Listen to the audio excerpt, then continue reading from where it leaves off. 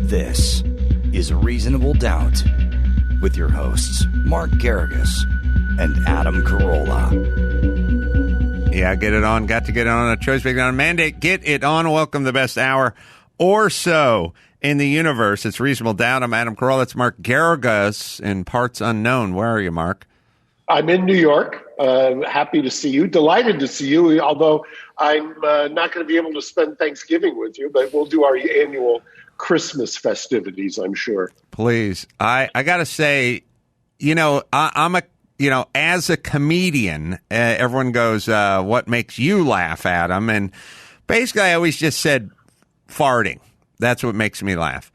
But I don't crack up that much. You hear me tell a lot of jokes, but I don't really do that much laughing. But when I was talking to you on the phone Sunday night out of Florida at Rob's wedding, I was laughing so goddamn hard talking about I haven't heard you laugh that hard since Christmas. I was laughing so goddamn hard over our hijinks from Saturday night in West Palm Beach.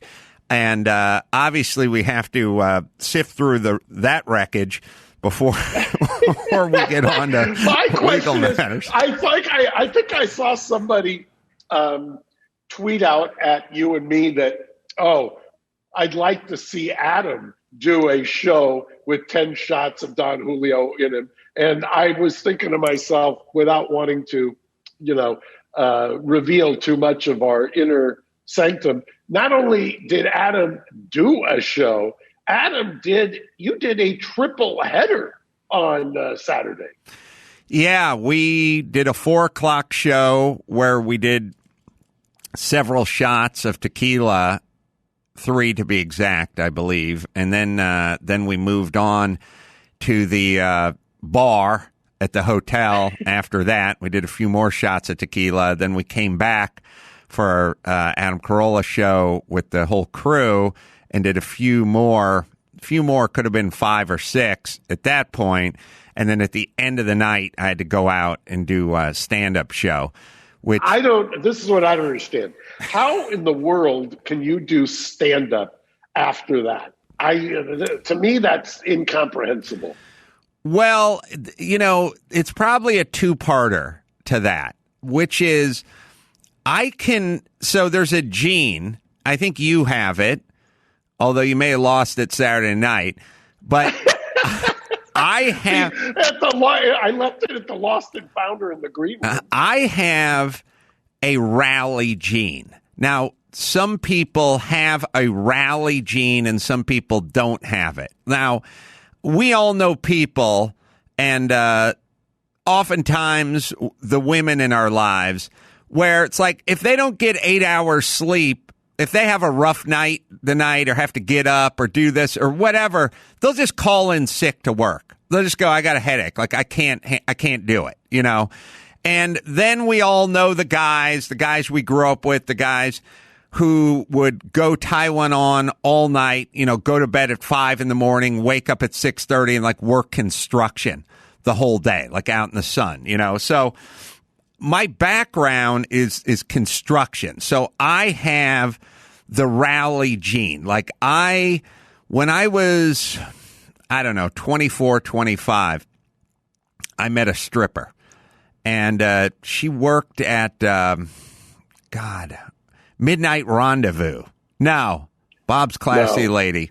I can't think of the name of the place. Anyway, it was just kind of a topless place. It was fairly mild. But either way, she got off work at 2 a.m. She wouldn't get over to my apartment until 2:30. I had to get up at 6 to go work construction. I waited up for her. Wow. Yeah. So wow. You're dedicated. That's dedicated to your relationship. That's right. I was very focused back then. So you were focused on the stripper. I always had this gene where it's not really a gene. It's a kind of a constitution where I could just go, fuck it. It's time to rally.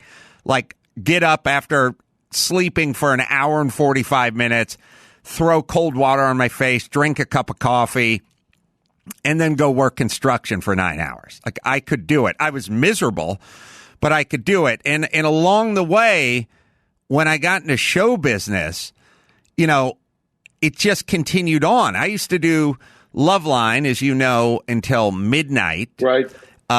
Drew and I would sign off 12:02. I would agree to sit in on the Howard Stern show from the beginning to the end. He started 6 a.m. New York time. That meant 3 a.m. L.A. time. That meant I would leave Westwood 1 in Culver City at 12:10. I would get home about 12:30, 12:40. I would sleep from 1 to I'd sleep from 1 to about 2:15. Then I'd get back in my car, drive back to Culver City, and sit in with Stern for the entire 5-hour show. That's unbelievable. Unbelievable. I could do that. I did that a lot. I mean, I had a lot of those days. So when it comes to tying one on the early show or the middle show with you, I had about an hour and a half to get my shit together, and I just used that hour and a half to get my shit together. It's an impressive feat. I was there. I had a front row seat until narcolepsy took over, but that was quite a feat, and I watched it unfold, and it was just mesmerizing. You know, I hate to leave this subject because I'm so fired up about this, but I'm fired up about, I just sent Gary something. You know, as we're taping this, I'm in New York, you're in LA. LA County just voted after a rather fractious board of supervisors hearing yesterday, 3-2 to shut down restaurants again. Outdoor dining, if you can believe that. Mind you, I'm in New York, and you can not only eat outside if you want to freeze your ass off, but you can eat inside as well with the reduced thing. And one of the things that's just so frustrating to me, in fact, we had the office file a ex parte application for an injunction. I saw it on the news this morning, by the way. They mentioned your name. We're going to get heard on Monday morning. So, you know, basically, in their infinite wisdom, the Board of Supervisors wanted to wish all of the people who can least afford it a happy Thanksgiving. You're out of work for Thanksgiving weekend, you know, which is traditionally one of the biggest days in the restaurant business. Well, everybody, you know, first off, a lot of people take out Thanksgiving food on a Thursday, but everyone goes out to eat on Friday. That's kind of Mother's Day, Thanksgiving, New Year's Eve. I saw you. What we're going to get a transcript is mind-boggling. I mean, Catherine Barger, who I think you know, Gary. I know her. She's close to Paulette. Is one of the supervisors, and was asking your favorite county health officer, who's actually not licensed as a doctor or as a scientist, Barbara Ferrer, asked her, "Would you please cite us?" I'll pick up for Mark here while his internet. To any information, hold on, any Mark. data, any control that Mark, shows. you froze up for a second. Cite any data. Go ahead. Sorry. Any data, anything that would support the idea that outdoor dining has been the cause of transmission. She basically at first said, "I'll get back to you." She had said that at a press conference. Then she cited to a CDC study. Well, we went to look at the CDC study. There's no distinction in the CDC study between indoor and outdoor. So there is no study that she's relying on that I've seen that shows that outdoor dining is more risky than indoor big box store or indoor Trader Joe's. Nothing whatsoever. But we're going to just shut restaurants down again. We're going to put people out of work because it makes us feel good. I just don't get it. 3-2 was the vote to go forward with this without any basis whatsoever in science. So when they say follow the science, I'm wondering what science that we're following. I mean, I'd like somebody to give me a controlled study. I'd like somebody to show me where this outdoor dining, which, by the way, all of the restaurateurs I know myself included, have spent tens of thousands of dollars. You can't even go to Home Depot. You can't get where you can go. You can't get a outdoor heater. They're back ordered 6 weeks because all the restaurants have ordered them so that they could comply. And then with 96 hours or less notice, the Board of Supervisors say, at the behest of this woman who has absolutely no qualifications, as far as I can tell, to Mark seized up again. be, on an epidemic. All right, Mark's line's a little choppy, but I'll fill in some of the blanks. Sorry, what's going on here? Epidemiologist. Yeah. Sorry, it's a little choppy. All right, so let me just break down the game film here. Right. We have the person in charge of setting policy for the seventh biggest economy in the world, basically, California and Los Angeles especially, or solely Los Angeles, one of the biggest economies, one of the biggest cities in the world. The person who's in charge of the policy is not a physician, not an epidemiologist, and is clearly politically, somewhere to the left of Bernie Sanders, and has some sort of fucked up, bizarre agenda. And she said as much. She's like, well, we'll open the schools after the election. And, you can't go on the beach, but if you want to go out and protest, that's a different story. Like, it clearly has a political agenda. I don't know exactly what it is. I don't know what motivates it. I can't figure it out. I mean, experience in a restaurant once? I mean, what is the... Yeah, I don't know. Maybe she was diddled in a restaurant. You're right. I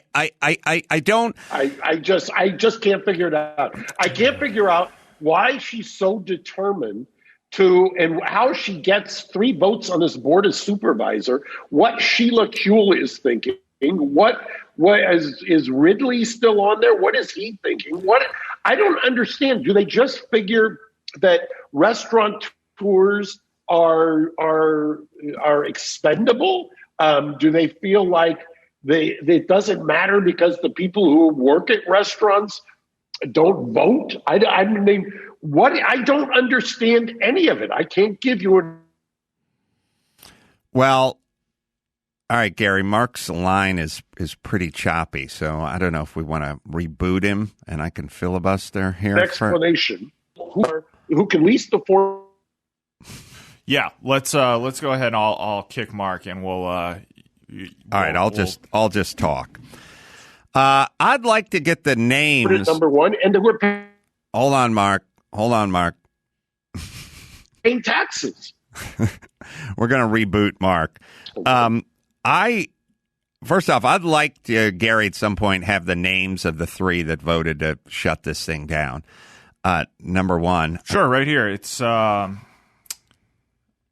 sorry, I have it right here. Just give me a second to find it in the article. All right, you find it in the article. As I was saying, Mark, I don't know if we It's Supervisors Kuehl, Ridley Thomas, and Supervisor Solis as well. Hey, could you fuck sticks, get your fucking shit together, people, and not close down an already beleaguered restaurant industry? They've done enough.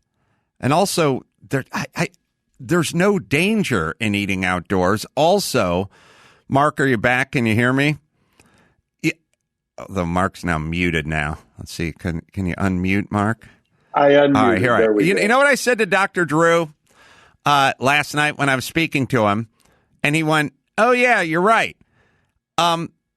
Outdoor dining is their fucking policy. That's their policy. They said you have to eat outdoors because it's safe outdoors. It's not safe indoors, but their policy. This wasn't the Restaurant Owners Association who decided to go out into the goddamn sidewalk. That's their idea. So they're now shutting down their own idea. I have to say, your tweet was very astute that I saw this morning, where you said, how am I supposed to have Thanksgiving in my backyard if you shut down outdoor dining? Right. That was very... I hadn't made that connection yet. That was very smart. Thank you. It just doesn't It's insanity. I mean, if you had any kind of a rational basis, do you know what the lawyers, the county actually hires a private law firm. Apparently, they don't trust their own law firm, which is called the county council, to respond to our motion or our injunction, if you will. They hire an outside law firm. And this guy, this guy sends over, he wants to see my paperwork. Okay, fine, you can see paperwork. And then makes this statement like, because this is an issue of grave importance to the health of 10 million people. You sanctimonious, piece is sitting in your law firm, billing away at the county. Why you've got a private law firm for the county when we're facing budget deficits is beyond me. And you're going to tell me that the outdoor dining is what's causing the threat to the health of the 10 million people in the county? Outdoor dining, really, that's it. We have no scientific evidence, no study. The CDC doesn't say it. Barbara Ferrer starts stuttering when you ask her about it. But we can just make that decision. I mean, that makes sense to you. But we're going to spend money. By the way, they ran out of the money for the outdoor alfresco city of LA. I don't know where they spent the money because I certainly didn't get any of it. No restaurateur that I know got any of it. Yet they had money that was supposedly set aside for alfresco that they ran out of, but they got enough money to hire private law firms. It's so vexing to me. I get there's certain policies I get because I understand that there's an agenda and there's upside. So I was watching Joe Biden do one of his press conferences the other day, and somebody asked him, New York schools are shut down. There's no study that suggests it's dangerous for the kids to go back to school. This is the teachers' unions shutting down schools because they don't want to fucking go back to work. But there is no science to kids not going back to school. And so somebody asked, from CBS, by the way, asked Joe Biden, what are you going to do about that? Like, are you going to put some pressure on the teachers' unions to go back to work? And of course, he laughed and said, why you always got to ask these questions or something. Of course, he had no answers because he's a fucking zero, but he's in bed with the teachers' unions. I get it. They're voting for him. He can't put pressure on the teachers' unions. I understand. That's politics. I don't know what this is. I don't know who benefits here. I couldn't agree more. You piss off. It's almost like a trifecta.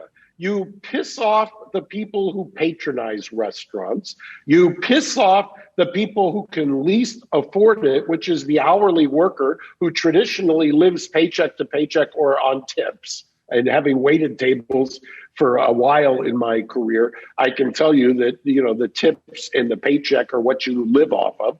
And you piss off the entrepreneurs who are the restaurant owners. This is not killing the large chains. This is killing because, McDonald's will still do drive-through. Jack in the Box will do drive-through.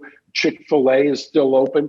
What you're killing off are the many thousands of restaurateurs, which are mom and pop operations, which are barely keeping their head above water. By the way, nobody's making money. Everybody's just barely surviving in this COVID environment to begin with. And so I guess it's fine. Just let all of them go bankrupt. Let all of them stop paying their bills. At some point, there is a parade of horribles here that you can say.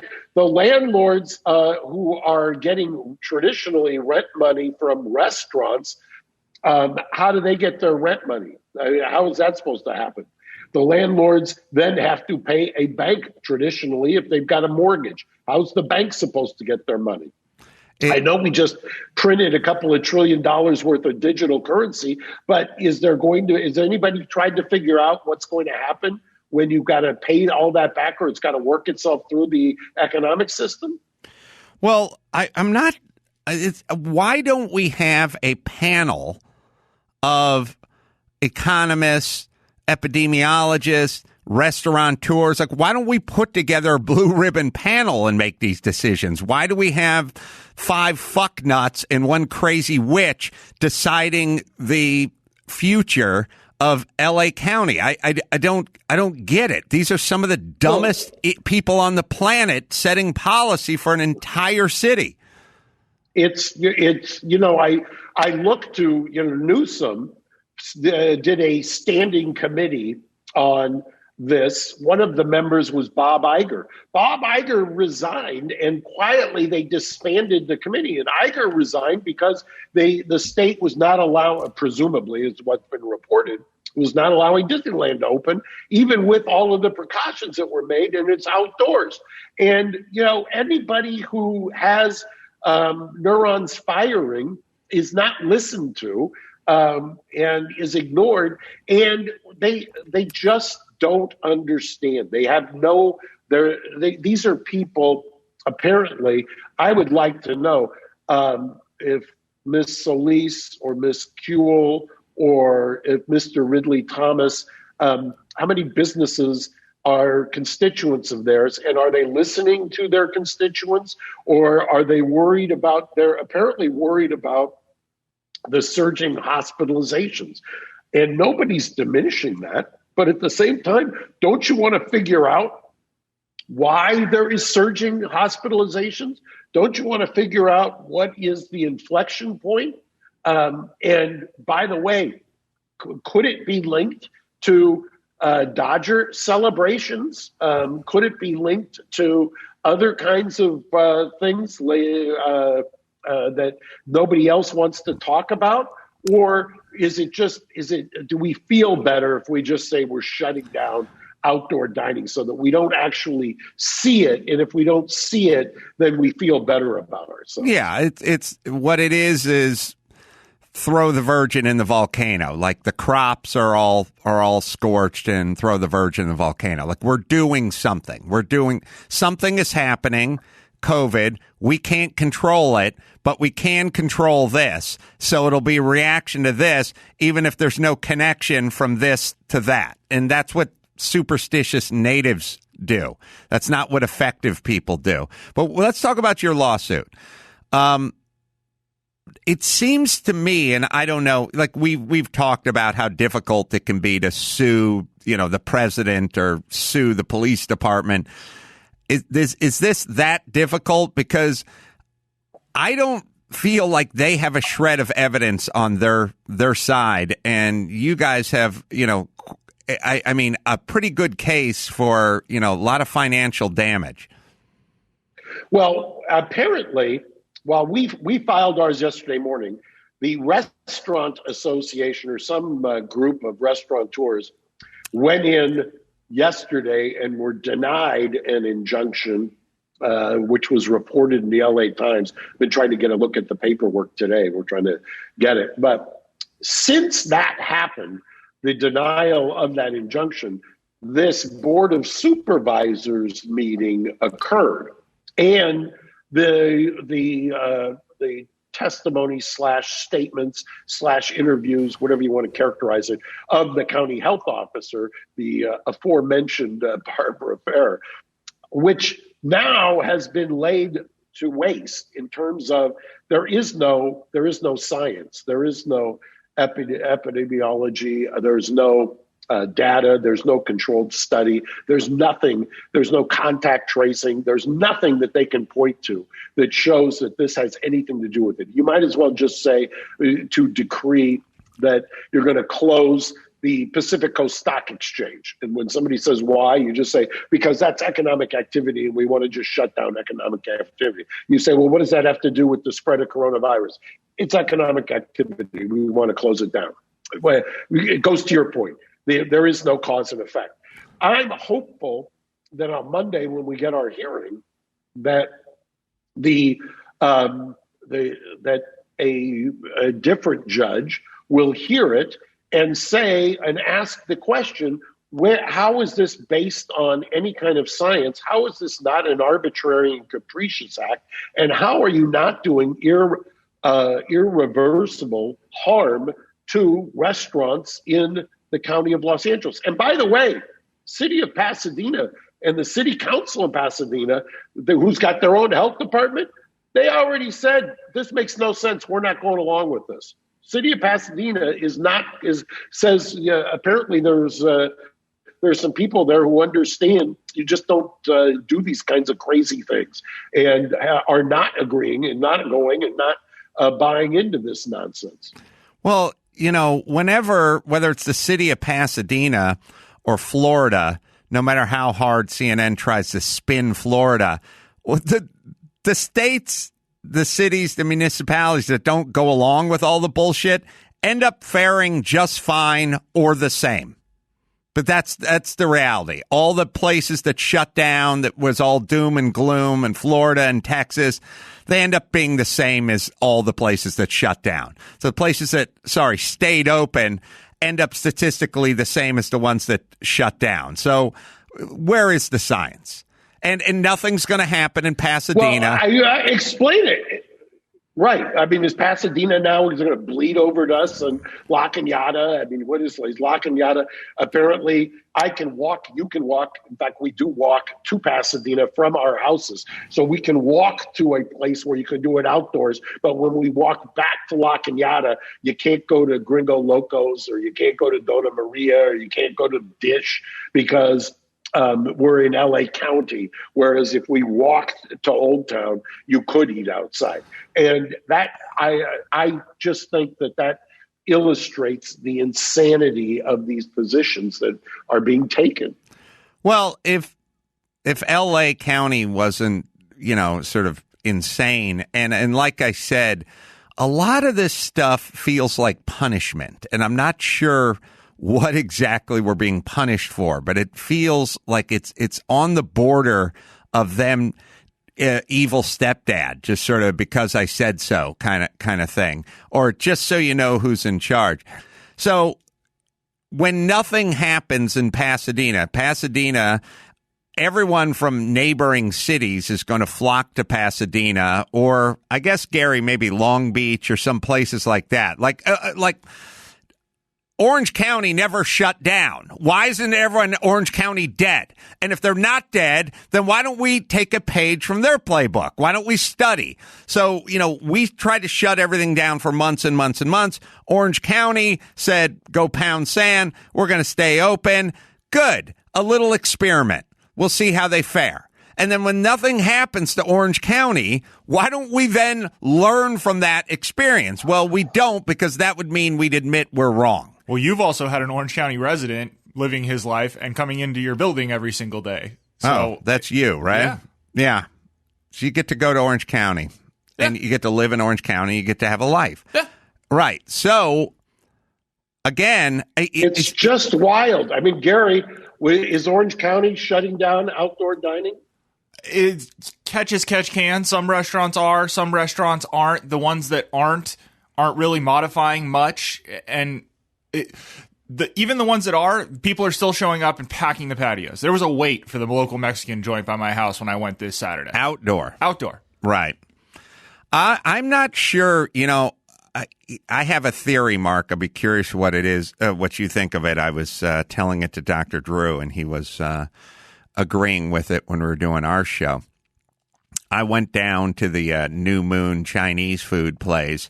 And that poor place, they had a whole tent set up in the parking lot. They did the whole outdoor thing. They had all the plexiglass sneeze guards everywhere. Now the whole outdoor place is torn down. And sadly, when you go inside what was a very nice restaurant, the inside's all torn up now. There's like tables moved as barriers and booths turned over. I've been in there. What they've done to that place is unbelievable. I cannot believe that there's not more civil disobedience. I cannot believe that these restaurants just look, first off, Garcetti is inept. Newsom is inept and a hypocrite. Barbara Ferrer seems clinically insane. why are we listening? Why are we listening? What? Just stay open. What are they going to do? How would it go? Call the National Guard? They'll summarily revoke the ABC licenses. Right. The state has that authority. The state will come in. They'll revoke the Alcohol Beverage Commission will come in and revoke. But that's their hammer. If everyone did it at once, everybody does it, yeah, right. Yeah, if everybody did it at once. But the other thing is I'm not so sure that they're going to get the Board of Supervisors also is at odds with the current sheriff. And I'm not so sure this sheriff is going to be carrying out this mandate.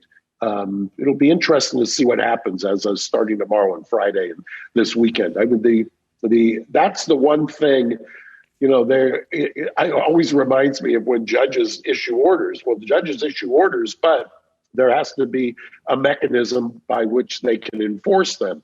It's the same thing with the Board of Supervisors. You issue an order, but the sheriff has to enforce it. It'll be interesting to see if Villanueva actually enforces this or does what the Orange County Sheriff has done, what the Sacramento Sheriff has done, what some other county sheriffs have done across the state, which has said these are unlawful orders. We're not going to enforce them.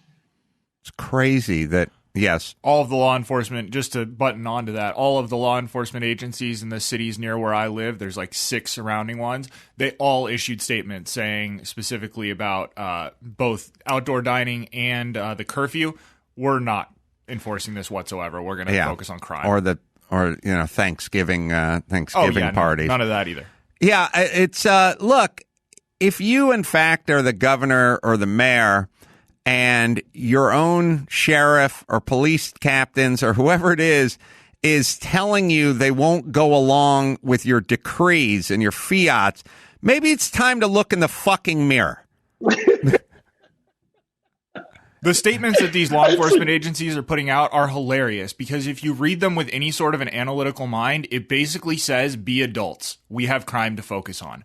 We trust that you will make intelligent decisions for yourself and your family. Don't call us if you see someone out at 10:30 walking their dog. Like it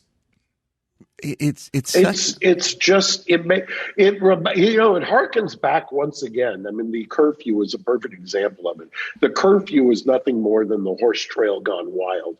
Right. It's like at 10:01. That somehow there's Rona rage after 10 o'clock, and it just rages out of control between the hours of 10 and 5.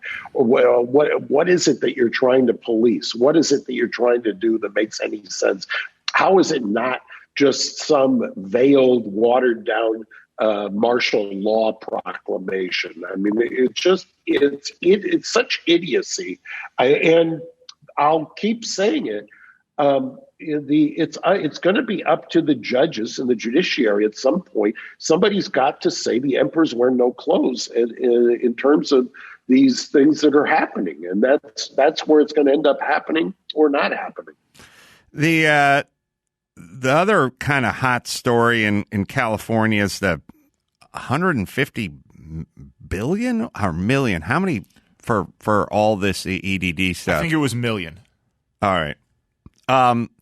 The millions, tens of millions of dollars for, unemployment that was filed by prisoners. One, your own Scott Peterson, or in Scott Peterson's name.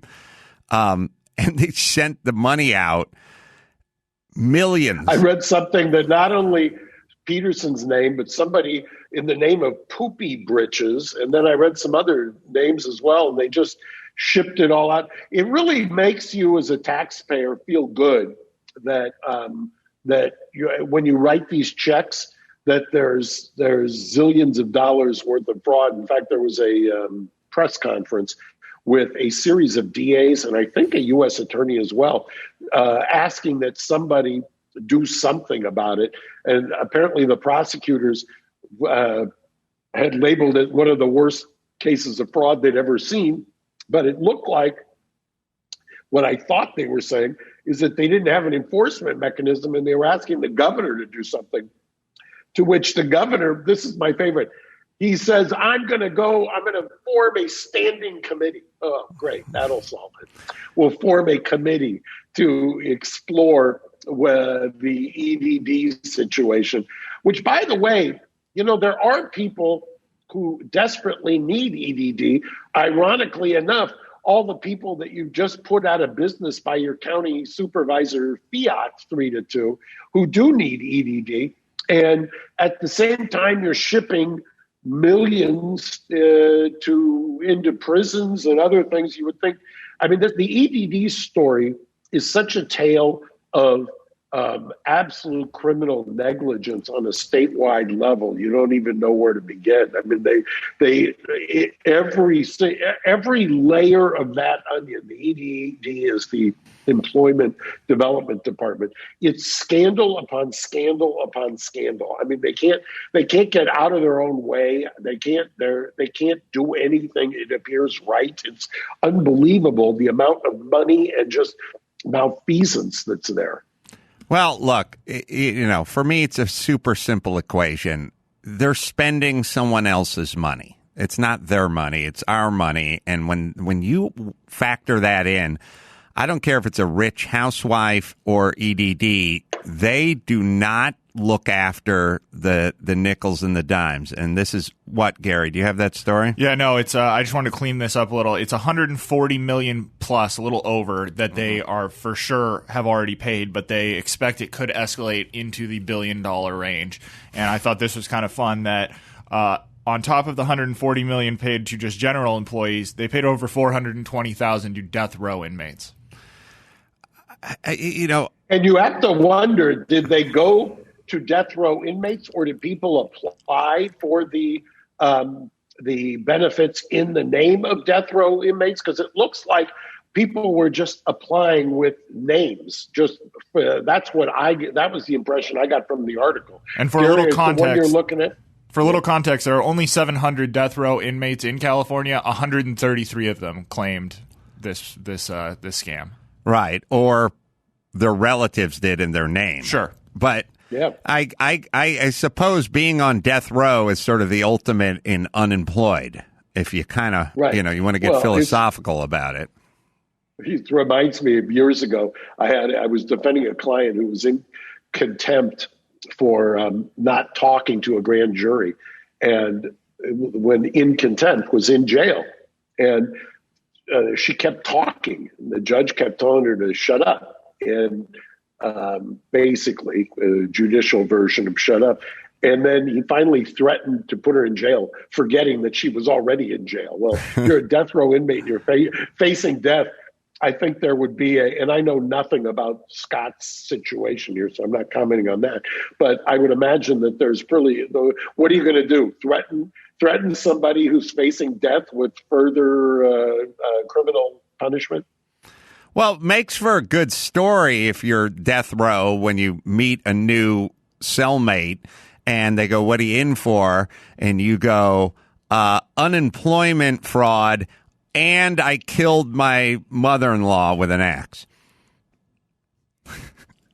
So these are strange times. And by the way, if anyone wants to know my politics, I want less government. That's my thing. Whoever's for smaller government, I'm for. I do not know why it's attractive to give the government more power, more juice, more committees, more jobs. I do not know why that is so goddamn attractive to half this country. I cannot figure it out. They've proved themselves to be totally inept in almost every endeavor. Why is that attractive to half this country, Mark? I figure I don't understand why people, I find this with jurors, make a distinction between the government and the prosecution, because the prosecution is basically government lawyers. And why would you think that government lawyers are going to be doing their job any differently than government in any other area? And so I don't understand it. One of the clarion calls of the criminal defense bars for years been, knock, knock, knock. We're from the government and we're here to help. I mean, Nobody who's ever done any criminal defense is under any illusions that the government works well, seamlessly, or without issues. So what's your prediction on your case, and how do you think it'll go on Monday when you present it to the judge? And do you know the judge? I don't know who we're going to get. I have when you go to writs and receivers, you get one of two people.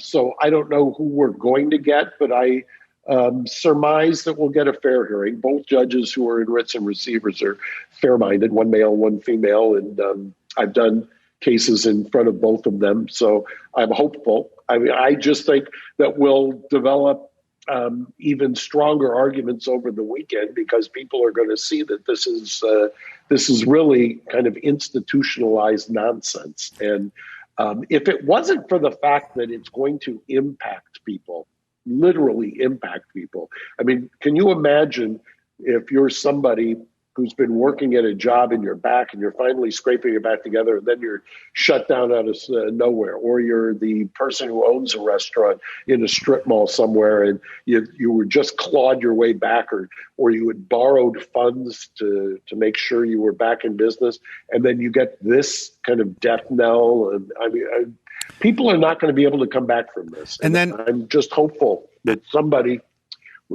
will wake up and do the right thing. If you guys are successful, how's that going to affect the policy? I think if we're successful, then it'll force them into revising the policy. And I'm also hopeful that one of the three has a epiphany between now and Monday. I mean, I think that's a distinct possibility. It's certainly happened before. I know in some of the other COVID-related lawsuits that shortly after we filed a lawsuit, there's been kind of a relenting of the guidance that's given. So I'm hopeful that somebody will come to their senses. If there's enough public outcry that could be the case as well. I mean, they're at a certain point, you hope, what's the old expression, cooler heads will prevail. Well, a hopeful note to go out on. You can see me December 12th. Burbank Flappers are going to do a drive-in. Hope I can do a stand-up drive-in show out there. Pickwick Bowling Alley over there in Burbank, which is kind of a cool place. And then January 15th and 16th, Naples, Florida, Off the Hook Comedy Club. Go to adamcarolla.com for all the live shows. What do you got, Mark? Well, we don't have 10E, and we don't have Engine Company, and we do have the Capri, I think, is still open in Southampton in New York, but that's, we're struggling to keep everybody employed at least until next week, so maybe we'll do some to-go orders or something in the interim, and Thanksgiving kits out of Engine Company. Come help some of these people who've been working for us for years stay employed. All right. Godspeed, my friend. And until next time, this is Adam Carolla for Mark Garrigus saying mahalo. Thanks for listening to Reasonable Doubt. Tune in next Saturday for an all-new episode.